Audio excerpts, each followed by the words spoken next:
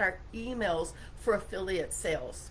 And I know that for my affiliates that are coming in and my speakers, y'all are concerned about sending too many emails. Last week, I sort of bombarded my list about BC Stack, but it didn't mean I sent something every single week. So let me do this. I'm going to tell you a story about when I was an affiliate for the Ultimate Homemaking Bundle a year or so ago. And then I'm going to come through and give you best practices for emails as well. So let me just share this story with you. It was, I think, a week-long promotion. My product happened to be something with work-at-home moms, because homemaking, people work at home. And the first 2 days, I sent nothing to my business list. I only sent it to my homeschool list. But I decided to send them an email for work-at-home moms. On a Saturday, which is not my best day, I shared specific struggles that work-at-home moms have. My biggest win as a work-at-home mom. I shared my top picks in this bundle specifically for work-at-home moms. One of them, they weren't all work-at-home mom courses. One of them was make ahead breakfast and lunches plan. I'm thinking if you're a mom and you're working at home, you need ideas for breakfast and lunch because it's hard to keep balancing everything. I thought that was a good thing and people really responded to that.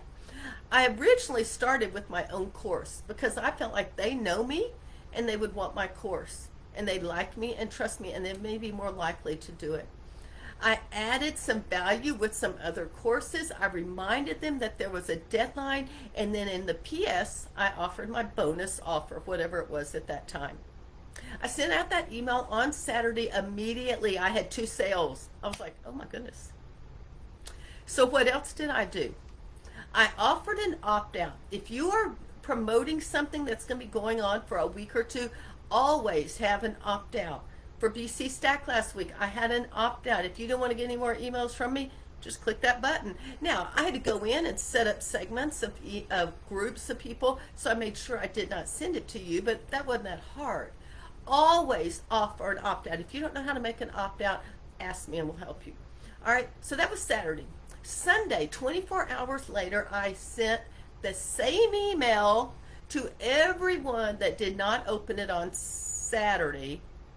I did it at a different time than my homeschool because I didn't want them getting, if they were on both my lists, I didn't want them getting 2 emails at the same time.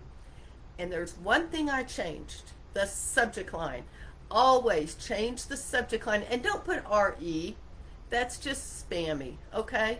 Change the subject line to something. If they didn't open it on Saturday, you need a new subject line so that they'll open it, all right? So that's what I did. And then a couple days later was the end of this promotion. So on the last day, I sent 3 emails specifically to my work at home moms. Different emails than I sent to my homeschool list. I think I'm speaking to the choir right now. I'm going, these are really good ideas. I need to remember to do all this all the time. All right, here's what I did. Here's what I do on the last day before a deadline or a price increase. 6 in the morning. I talked about the cheat sheets that were a bonus, and in case they didn't see it. 3 p.m. I resent that 6 a.m. email to anyone who didn't open it up. Did you hear that? I didn't write a brand new email. I just resent it with a different, what is it? Subject line. Then at 7 or 8 in the evening, I send a last minute reminder. I only send that to people who have either opened up my email or clicked on the link for that product. And I never send it out to the opt-out. So I always pull those people out. Here's the deal. Out of all my affiliate sales that week, 32% of them were work-at-home moms. Now I have to tell you, my email list for homeschooling is like 18 or 20,000. My work-at-home mom list is like 2 or 3,000. But 32% of my sales that week, affiliate sales, came specifically from work-at-home moms. What did I do? Best practices. I was specific. I may have used some of their swipe copy, but I talked specifically to their problems, their needs. I spoke their language. I spoke to their needs. What are their challenges? And it worked. I realized I did not, I was like, I wasn't even going to send it out. I'm thinking homemaking, those are my homeschool moms. No, I got specific and I spoke straight to them and I had more sales. What can you do to be more specific in what you are emailing out there? You need to know their problem. You need to speak their problem. It may or may not be in the swipe copy.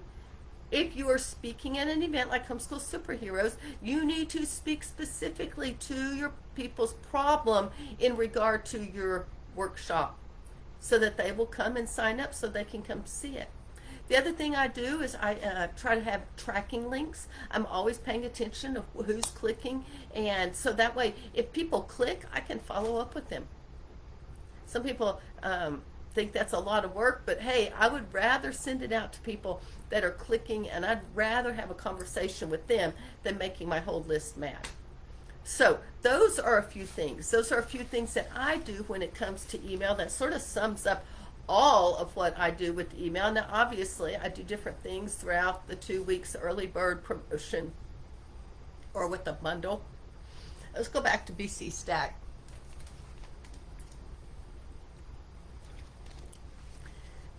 With BC Stack, I send an email every day. Well, no, Thursday I didn't. I got sick Wednesday. And that was our midweek time that I had to send something. So I sent 3 there. Thursday I didn't send anything.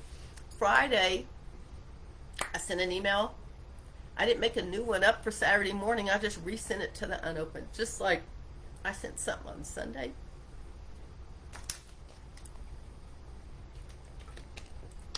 It's the lingering effects of my sinus problems. I sent something out on Sunday last week. So then I resent it to unopens on Tuesday. Why Tuesday? Because Monday I was trying to get everyone here on the live. So if you open something one day, you're probably not going to get an email the next day. If you don't open it, you're probably going to get an email the next day. So that's just sort of how I vary it so that I'm not sending out an email and I'm not having to write a brand new email every single day. I hope this helps. If y'all have questions about how to make a bonus package, let me know. I will help you. If you have questions on how to set up your emails so that they are specific, they speak language, and that you offer something good and you're not too salesy, but not salesy, let me know. Leave a comment here. Let me know what you're thinking. All right. I am Carrie Beck, choking to death with Family eBiz.